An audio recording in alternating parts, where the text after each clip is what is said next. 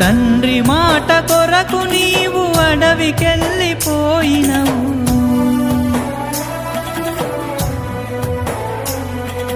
తండ్రి మాట కొరకు నీవు అడవికెళ్ళిపోయినవు.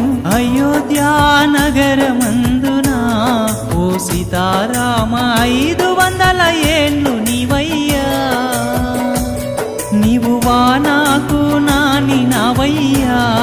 అయోధ్య రామ ఎండాకు ఎండినవయ్యా.